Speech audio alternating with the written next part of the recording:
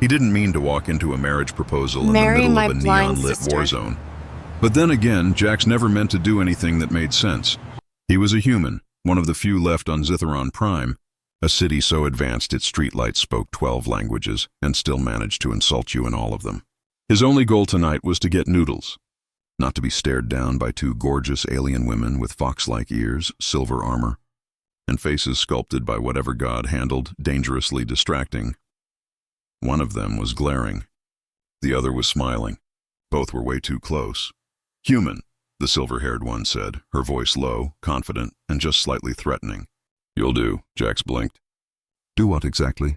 The blue-haired one stepped forward, her bright eyes glowing softly in the neon haze. Marry my sister, Jax froze. He looked from one to the other, waiting for the punchline. You're joking, right? The silver-haired one folded her arms, which unfortunately only made her armor creak in all the wrong ways. No joke, my sister needs a husband. You're hideous enough that she won't be distracted by your face. Wait, what? The blue-haired sister blushed faintly, looking down. She doesn't mean it like that. I can't see. Literally. Oh, Jax said, realizing she wasn't kidding. You're blind. Yes. Her voice was soft, but there was a teasing edge. But apparently you're not much to look at anyway. Jax groaned. Oh, great. Blind and still making fun of me. Perfect. The neon lights of the city shimmered behind them, bathing the three in a cybernetic glow.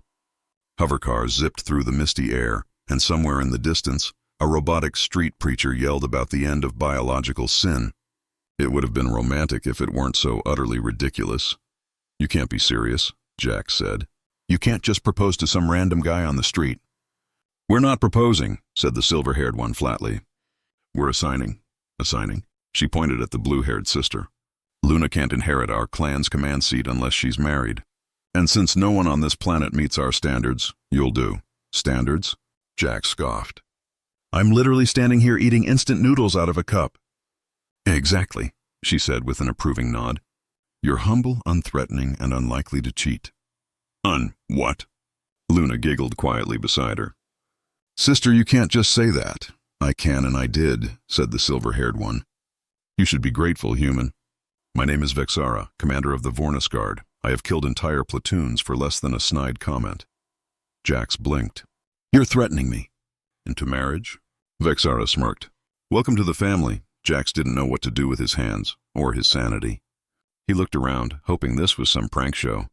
But the city was quiet now, save for the hum of drones and a few flickering holograms. So, let me get this straight, he said finally. You're the scary one and she's the blind one? Correct, Vexara said proudly. And you want me, a human janitor from Earth's ruins, to marry her? Luna tilted her head. You're a janitor? I clean up after warships, Jax said defensively. Not exactly glamorous, but hey, somebody's got to mop the plasma. Luna smiled. You sound honest. Don't encourage him, Vexara said. Oh, come on, Jax said. You're acting like I'm some kind of last resort. You are the last resort, Vexara replied without missing a beat.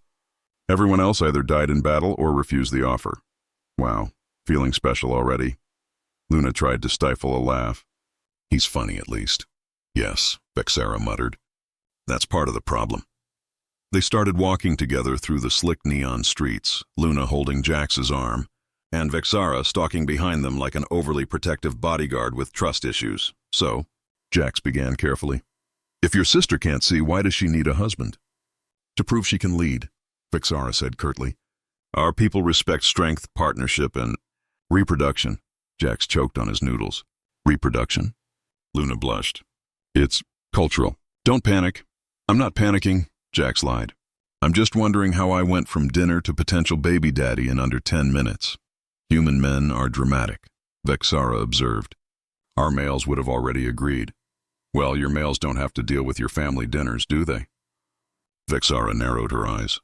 Careful, human. I could snap your neck before dessert, Luna smirked. And yet, you're the one asking him to marry into the family. That earned a glare. Jax grinned despite himself. Oh, great, he thought. They fight like sisters, and I'm the chew toy. By the time they reached the docking terminal, Jax had somehow agreed to at least visit their clan ship, mostly because Vexara mentioned a free meal.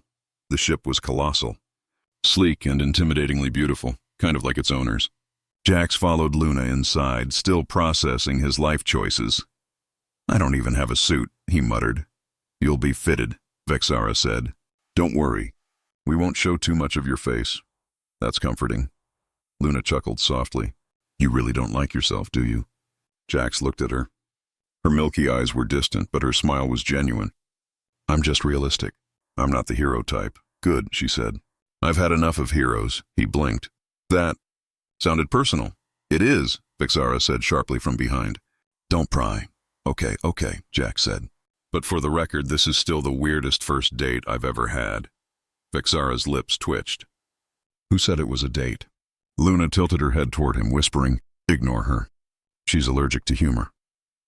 I heard that, Vexara muttered. The next few hours were pure chaos. Jax was dragged through a fitting chamber, interrogated by half a dozen armored guards who couldn't believe a human was the chosen mate, and then introduced to something called the mating registry drone, which he quickly nicknamed Buzzkill 3000.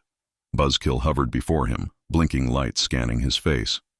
Subject species human, genetic compatibility moderate, estimated fertility rate questionable. Excuse me? Jax snapped. What's that supposed to mean? Insufficient data. Recommend experimentation. Luna tried not to laugh. Buzzkill's very thorough. I can see that, Jax grumbled. Great. Even the machines are judging my love life now. Vexara sighed. Can we please skip to the ceremony? Ceremony? Jax yelped. It's a symbolic bonding, Luna said quickly. You don't have to do anything physical. Yet, Vexara added with a smirk. Excuse me? She leaned closer. Relax, human. You're trembling more than our reactor core. I'm not trembling. Luna's hand brushed his arm. You are. Okay, maybe a little. As they stood on the ship's glowing platform, Jax realized he was surrounded by hundreds of Vornis warriors, every one of them watching the human about to marry their blind princess. The announcer's voice boomed across the deck. By decree of the Vornis High Council, this human shall now be bound to Lady Luna Vornis in accordance with clan law. Jax swallowed hard. I really should have just stayed home with my noodles. Luna smiled faintly, leaning toward him. Too late now, husband. Vexara crossed her arms, watching with amusement. Let's hope he survives the honeymoon. Jax didn't expect the wedding to end with a laser salute, a toast of glowing blue wine, and a ceremonial slap to the back so hard he nearly fell off the platform. Congratulations. Husband, Vexara said, voice dripping with mock formality. Try not to embarrass our entire bloodline tonight.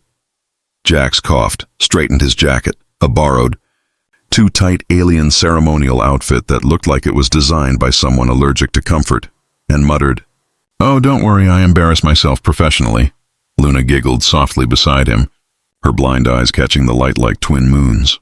She held onto his arm as the crowd of armored aliens chanted something in their language, something that sounded halfway between a blessing and a death threat. Vexara leaned in. They're wishing you strength for the night ahead. Jax blinked. Strength for what exactly? Vexara's grin widened. You'll find out. He didn't like that answer one bit. They walked through the ship's long crystalline corridors, walls humming softly, lined with floating blue orbs that pulsed like living lanterns. Luna held Jax's hand as if she could see perfectly, walking with eerie confidence despite her blindness. He couldn't tell if she was reading vibrations or just showing off. You walk like you can see, he said. I can, she replied calmly. Jax blinked. Wait, what? I can't see light, Luna explained. But I can sense energy, movement, heartbeats. Heartbeats? Yes, she said with a little smirk.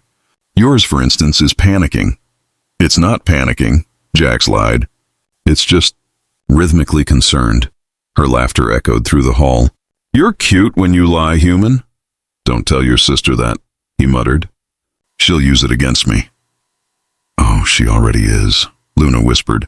Their assigned quarters looked like a mix between a honeymoon suite and a tactical war room.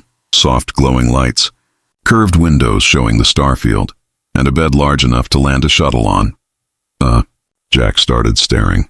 That's a big bed. Luna tilted her head. I thought humans preferred space? I mean, yeah, but that's astronomical space. Vexara's voice crackled through the comm unit by the door. Don't get too comfortable, human. You're being monitored. Jax looked up at the ceiling. You're joking, right? Of course not. We can't risk an unvetted species seducing a royal. Luna sighed. Sister, turn off the surveillance. No. Vexara. Luna's voice softened but sharpened with authority. Now. There was a long pause. Then a click. Fine, Vexara said grudgingly. But if he does anything stupid, I'm ejecting him into orbit. Comforting, Jax muttered. Nothing gets romance flowing like the threat of space execution. Luna smiled faintly. You'll get used to her. She protects what she loves. He raised an eyebrow. Does that mean she loves me now? She doesn't even like you yet, Luna said sweetly. But give it time. Jax sat on the edge of the bed while Luna gracefully sat beside him. The air was thick with the kind of awkward silence that only happens when two strangers are supposed to be newlyweds under cultural duress. So, he said finally, how does this whole fake marriage thing work? It's simple, Luna said, turning toward him. You stay by my side for a lunar cycle, attend ceremonies, answer questions, pretend to adore me, and smile a lot. I can do that, Jax said, nodding. I've had worse jobs. Oh? Luna leaned closer, curiosity sparkling in her voice. Like what? I once cleaned plasma coolant off a battlecruiser's waste vents. She wrinkled her nose. That sounds unpleasant. It was, he said. But at least no one tried to marry me afterward. Luna chuckled. You humans are strange. You joke when you're nervous. And you aliens propose when you're desperate. That's fair. He noticed something then. A faint hum in the air around her, like the space itself bent toward her when she breathed. Her hand brushed his shoulder, and for a moment he forgot she couldn't see. She touched with such certainty, such quiet grace, it felt intentional. You're tense, she said softly. Wouldn't you be? I just got roped into a marriage with a woman I met 30 minutes ago. 45, she corrected. And you're forgetting. This benefits you too. How? You get status, housing, and protection from any alien who thinks humans are snack food. He blinked. Wait, people eat humans here? Not legally. Wow, that's reassuring. Luna's lips curved. Relax, husband. You're safe with me. He wasn't sure if that was comforting or terrifying. The lights dimmed slightly. Somewhere, a soft chime echoed, part of the ship's automated night cycle. Jax looked around, unsure what to do next. So, he began awkwardly. Do we sleep? Or stand here pretending this isn't weird? Luna smiled and gestured toward the bed. We sleep. Separately. Don't worry, I'll stay on my side. Good. Because if I roll over and you have a plasma sword under the blanket, I'm gone. No swords, she promised. Just nightmares and political pressure. Oh, good, he said dryly. My favorite bedtime combo. She laughed again, the sound soft and disarming. You hide your fear well, human. I hide everything well, he said. Mostly my bad decisions. I can feel those too. He turned to her. You can feel bad decisions.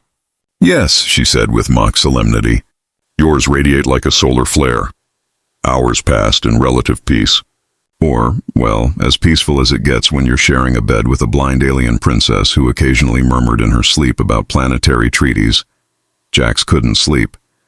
He lay staring at the faint blue glow of the ceiling, trying to process the absurdity of his situation. He'd been on this planet less than a week. He'd survived a mugging, a malfunctioning noodlebot, and now, marriage. Hey, he whispered softly. Luna, she stirred slightly. Do you actually want this? What? This marriage thing. There was a long pause before she spoke again, voice gentle. Wanting doesn't matter. My people expect it. I must lead. A husband gives them faith. And what about you? She smiled faintly.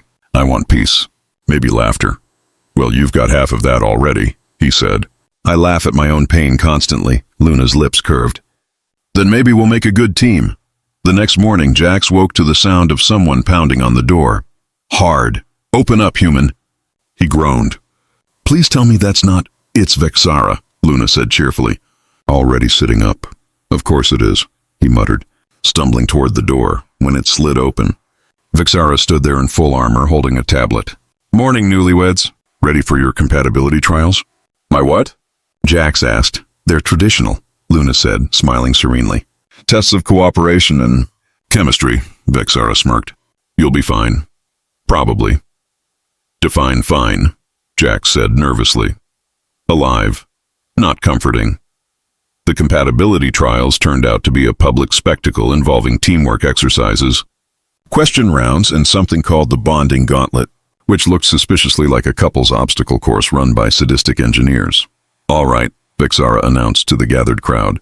"You two must navigate the plasma ring maze, hand in hand. Failure results in mild electrocution." "Mild?" Jax echoed. "Mostly mild." Luna took his hand without hesitation. "Trust me," she said softly. "Follow my lead, but you can't see."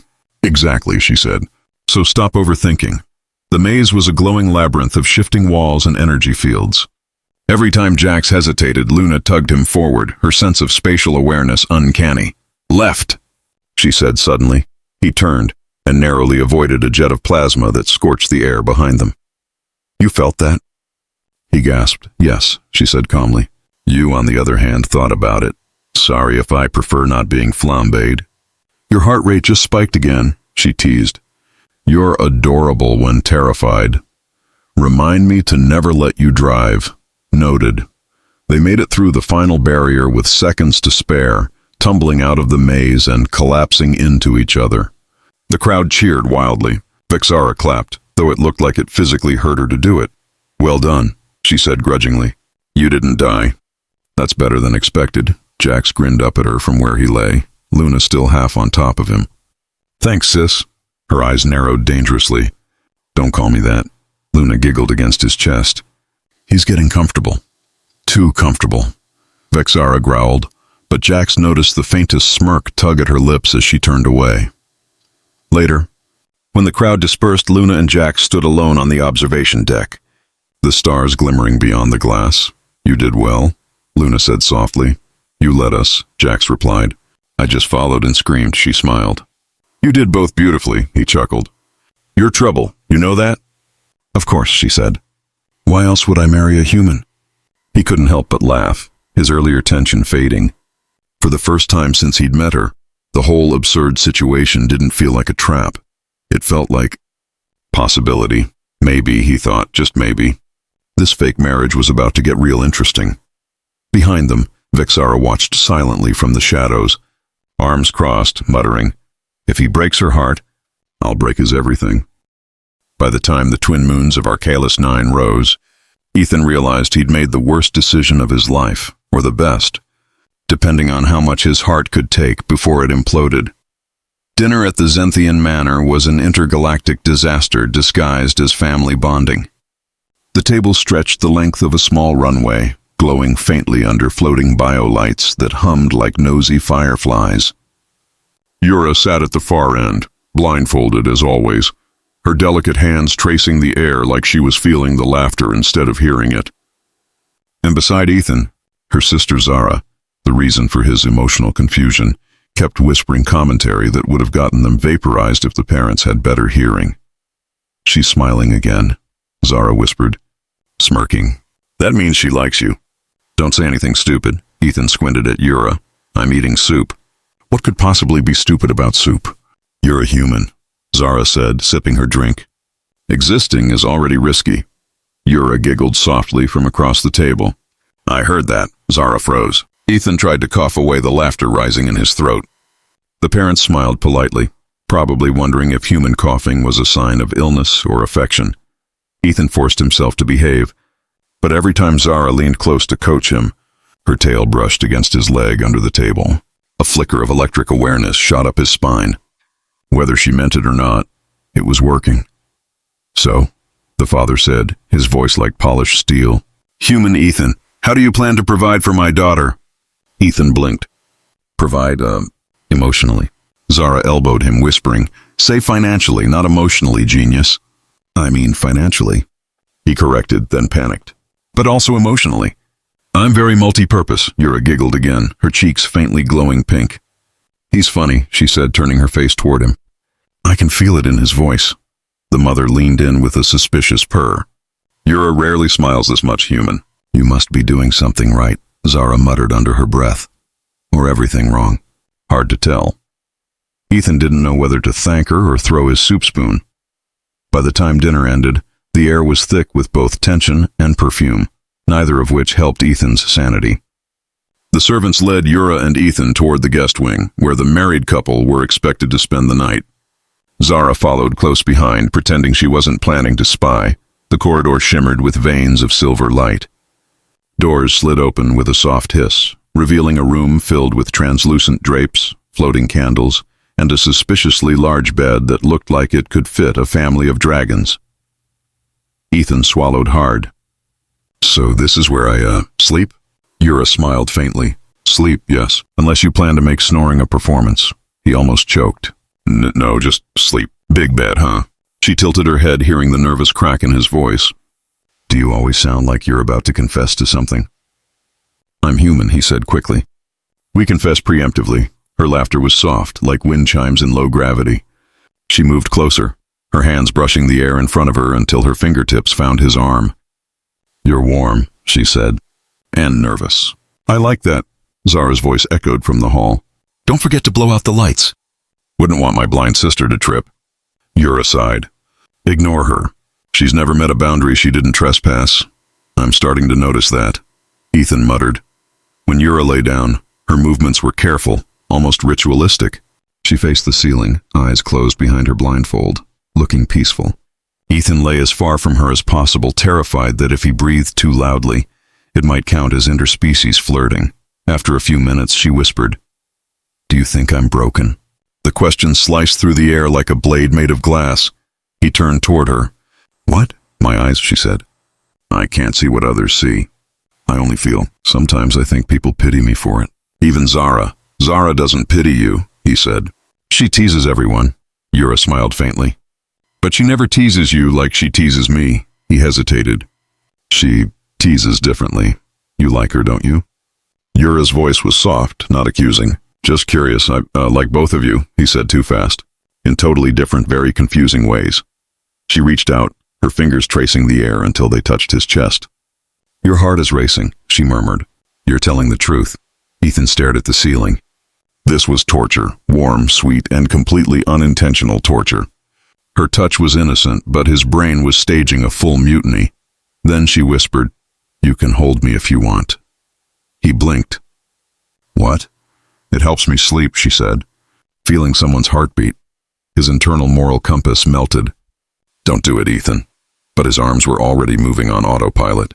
She nestled against him gently, her ear over his chest. Her breath synced with his. For a moment, the galaxy outside could have exploded, and he wouldn't have noticed.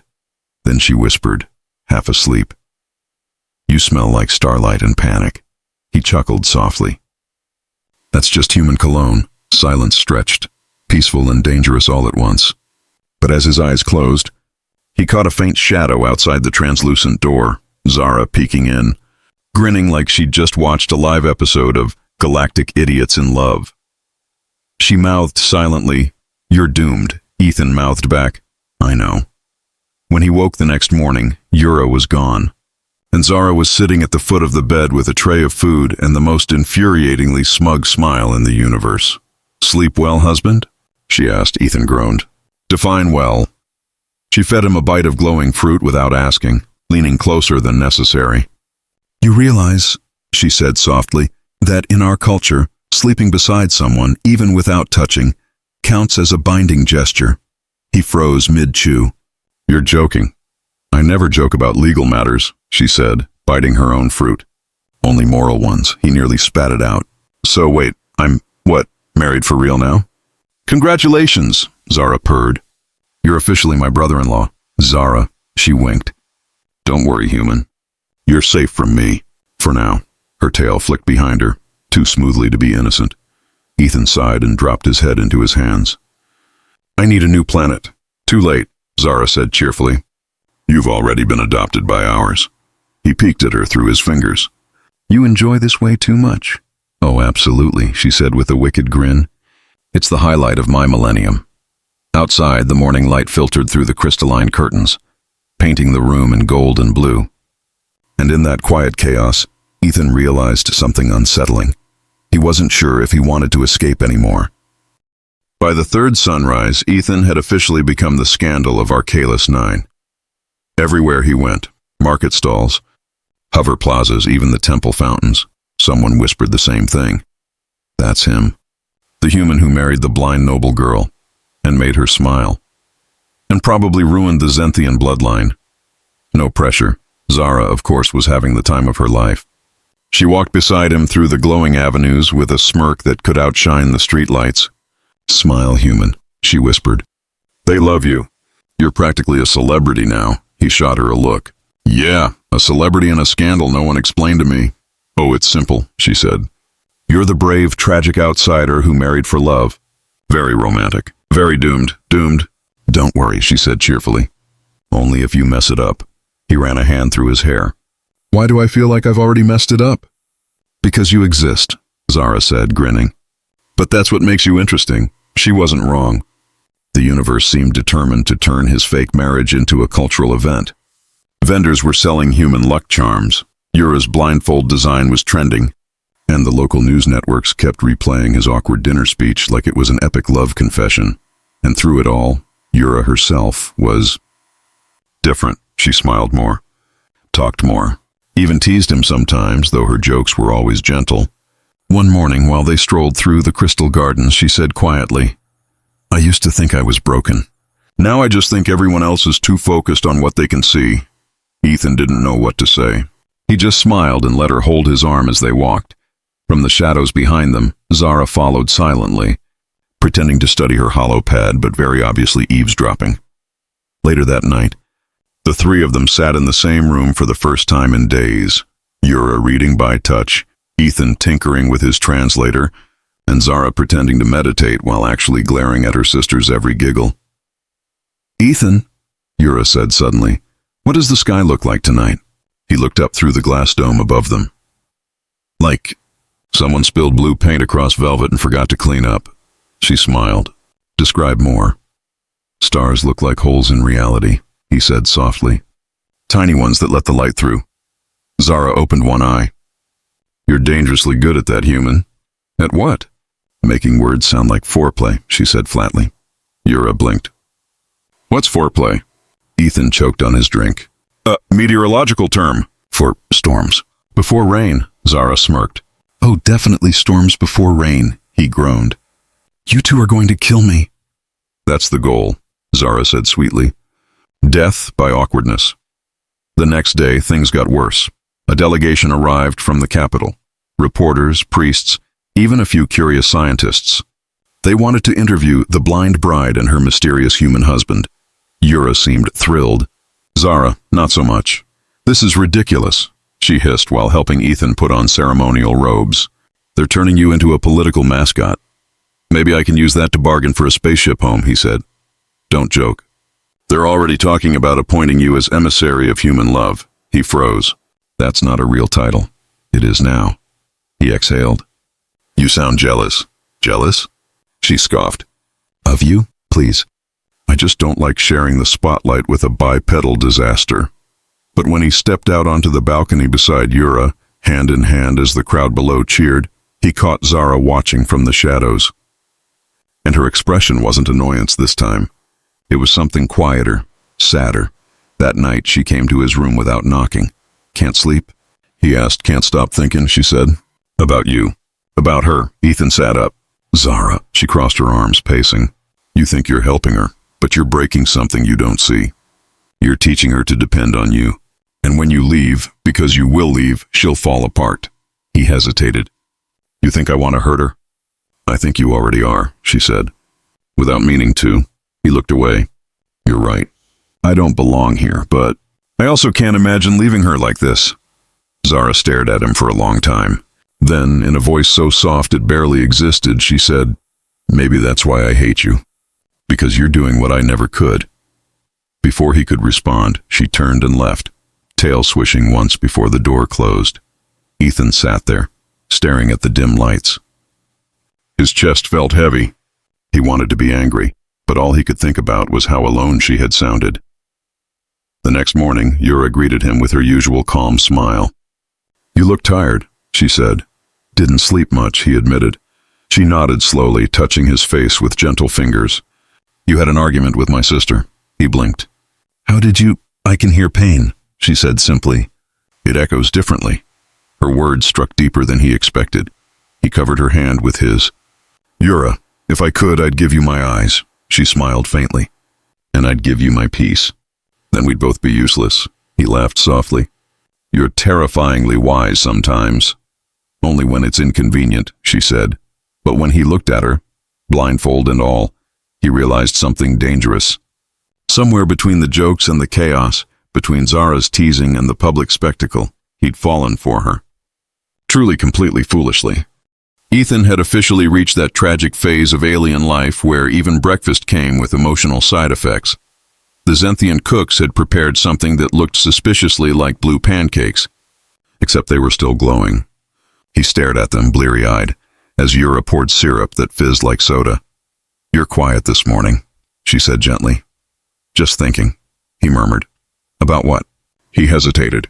About how your sister might secretly hate me, how I might actually love you, and how I have no idea what the hell I'm doing. About how to eat this without dying, he said instead. She smiled knowingly. Lying doesn't sound good on you, he sighed. You can tell? I can hear it, she said. Your heartbeat stumbles every time. He set down his fork. Yura, do you ever wish you hadn't married me? She tilted her head. Why would I wish that? Because I think I'm ruining things for you, he said quietly. For your family. For Zara, Yura's expression softened. Zara doesn't need protection from me, Ethan. I know, he said. But maybe she needs protection from me. Before she could respond, a chime echoed through the room. Zara appeared in the doorway, wearing a sleek black jacket and a look that could curdle milk. Family council, she said flatly. Now, Yura frowned. Is something wrong? Oh, just a small detail, Zara said. The Council of Nobles thinks your marriage is a political stunt. They're demanding a proof of unity ceremony. Ethan blinked. Proof of what? Zara grinned. Basically a public display of affection. In front of the entire planetary broadcast. He nearly dropped his fork. You mean like kissing? Oh no, human, Zara said, her grin widening. Kissing would be subtle. Yura's cheeks flushed pink. They can't be serious. They are, Zara said. And the broadcast is in 4 hours. Ethan groaned. You planned this, didn't you? She feigned innocence. Who, me, please? I'd never weaponize bureaucracy for emotional revenge. Yura sighed. Zara? Her sister's smirk faltered slightly. For a moment, something raw flickered behind her eyes. Guilt, or maybe regret. But it vanished just as quickly. Don't look at me like that, she muttered.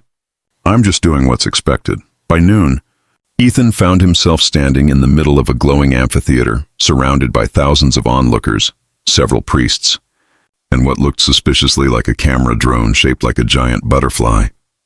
Yura stood beside him, serene as ever. Her hand found his, warm and trembling. Just follow my lead, she whispered. He swallowed hard. Do I need a script? Just be honest. The ceremony began with chanting. Ancient Zenthian vows sung in harmonics that vibrated through the air like 1,000 purring stars. Ethan understood none of it, but every time he glanced at Yura, she smiled like she knew exactly what he was thinking.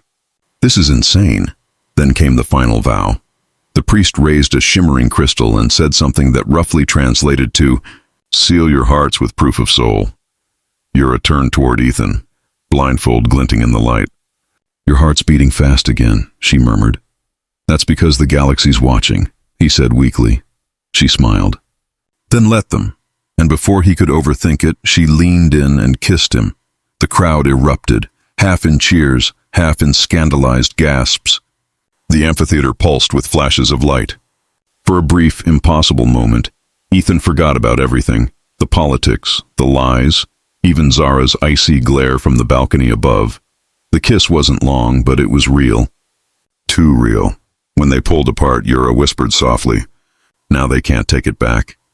He didn't even notice the tears at the corners of her eyes, until Zara stormed down from the balcony. Oh, wonderful, she said, clapping slowly. The galaxy's favorite couple, bravo. Ethan stepped back. Zara, wait, she rounded on him. You think you're a hero, don't you? You come here, bumble your way through our customs, and suddenly you're our miracle love story. Yura's voice trembled. Zara, stop, no! Zara snapped. You deserve someone who won't pity you, and he deserves someone who won't pretend blindness is romance. The crowd went silent. Even the camera drones hesitated. Ethan's jaw tightened. You think this is pity? I'd jump into a star for her. Zara laughed bitterly. Then you're dumber than I thought. He took a step closer. You're jealous, her eyes flashed. Of what? Of the fact that she sees me without seeing me, he said. Something you can't even do with both eyes open. The words hit harder than he intended. Zara flinched, the color draining from her face. Yura reached out blindly. Zara, please. But Zara turned and walked away, shoulders trembling. The amphitheater fell into hushed whispers as Ethan stood there, heart pounding, realizing what he'd just done. He'd broken both sisters' hearts in one sentence. After the ceremony, Yura was taken by attendants for interviews. Ethan tried to follow, but guards stopped him. The council requests privacy, they said. He wandered back to the manor in silence. The corridors felt emptier than before. Even the light seemed colder. Hours later, he found Zara on the balcony staring into the night.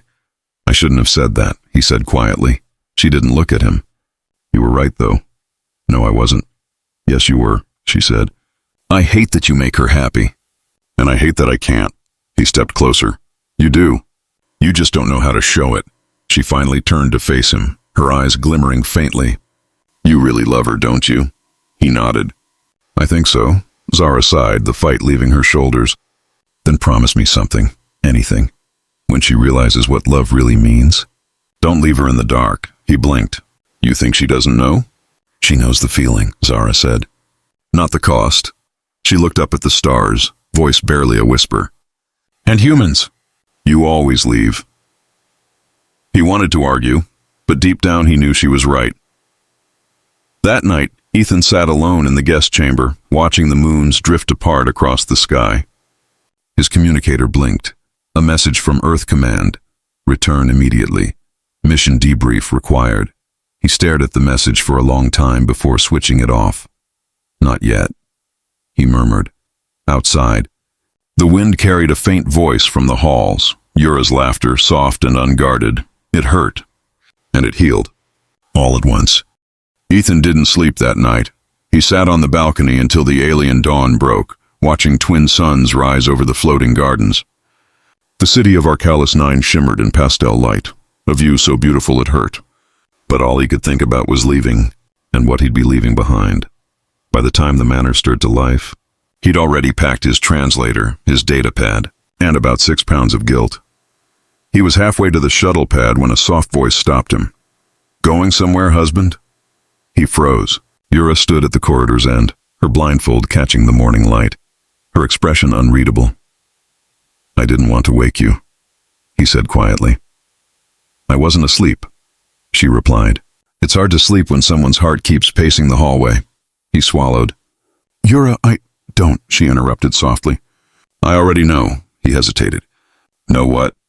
That you're leaving, she said. That you think it's the right thing to do, Ethan sighed. It's not about what I want. Earth Command. Earth Command doesn't own your heart, she said gently. He laughed bitterly. It owns everything else. She stepped closer until she could touch his face. Her fingers brushed his jaw like a memory she didn't want to forget. Do you think leaving will make me stop loving you? His chest tightened. Yura, she smiled faintly. You humans, you always think love needs eyes. But I don't see faces. I see souls. And yours? It's loud, he almost broke. If I stay, I'll ruin everything. Your world, your peace. If you leave, she whispered. You'll ruin me, before he could answer. Another voice cut through the air, dry, sharp, and unmistakable. Am I interrupting something disgustingly heartfelt?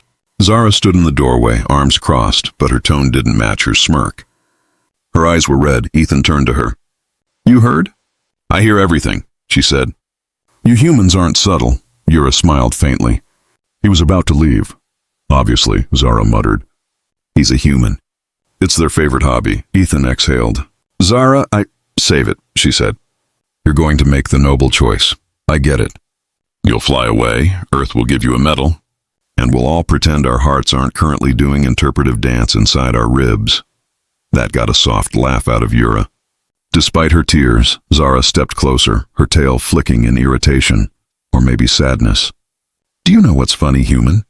Nothing about this feels funny, he said. Oh, it's hilarious, she said. Because for all your talk about love and sacrifice, you're still too scared to admit you belong here, he frowned. I don't belong here. I can't even breathe your air without a filter. You're breathing it now, she snapped. And last I checked, your ugly human lungs are still functioning. Yura turned toward her sister, smiling gently. He belongs where his heart stays. Zara looked away. That's the problem. The three of them stood there, caught in a silence heavy enough to bend gravity. Finally, Yura said softly, if you must leave. Don't say goodbye. Why? Ethan asked. Because goodbye sounds like blindness, she said. Like an ending you can't feel coming. He didn't know how to respond. So he didn't. He just pulled her close, holding her like someone memorizing warmth. Zara turned her face away, pretending not to see the tears that weren't supposed to exist in Zenthian biology. Then, suddenly, the air cracked with an announcement from the Manor's intercom. Human Ethan of Earth. Shuttle departure delayed due to atmospheric interference. Zara blinked. Interference? Yura smiled, mischievous. That was me. Ethan stared. You jammed the planetary comms? Only the boring ones, she said innocently. You still have time to decide whether you're leaving because you have to, or because you're scared. He stared at her, speechless. Zara shook her head, half in disbelief, half in admiration. You're terrifying, sister, Yura smiled. You taught me, Ethan laughed, running a hand through his hair. You two are going to get me executed. Probably, Zara said. But not today. She looked at him for a long moment, then smirked faintly. If you're going to stay human, at least make it worth the scandal. He blinked. What does that mean? Yura tilted her head. She means... Kiss me again. Zara threw her hands up. Of course she knows before I say it. Yura grinned. I hear your intentions before you speak. Ethan hesitated, then stepped closer, his heart pounding like a broken drum. If I do this, it's not for the council or the cameras or your politics. Yura nodded. I know. It's because I'm done running, he said softly, and he kissed her. No crowd this time. No ceremony. Just them. A blind alien girl, a human idiot, and a jealous sister trying not to cry in the background. When they finally pulled apart, Zara cleared her throat loudly. Well, she said, if you're staying, I guess I'll need to teach you proper table manners. Step 1, stop eating with your hands. Step 2, stop looking like you're about to combust every time someone flirts with you. Ethan grinned. And step 3? Zara smirked. Don't break my sister's heart again or I'll break your legs. Yura giggled. She's joking. Zara smiled tightly. Mostly. Ethan laughed. Really laughed. For the first time since arriving on this strange, luminous world. You know what? He said. I think I finally understand alien marriage customs. Zara raised an eyebrow. Oh, and what's the moral? He looked at both of them, one smiling blindly, the other pretending not to. That love is universal. And universally terrifying. Yura reached for his hand. And beautiful. He squeezed it gently. That too. The three of them stood together as the suns rose higher, their light washing over the balcony in golden fire. The communicator on Ethan's wrist blinked again. Earth command calling. He smiled, turned it off, and looked out over the city. Guess the universe will have to wait, he said. Zara sighed. Humans, she muttered. Hopeless. Yura smiled softly. Maybe that's what makes them worth keeping. Ethan grinned. Careful, I might take that as a proposal. Zara groaned. He's learning sarcasm. Wonderful. Yura tilted her head, smiling. Then maybe he really does belong here. Sometimes the bravest thing in the galaxy isn't fighting monsters or building empires. It's staying where your heart finally feels seen.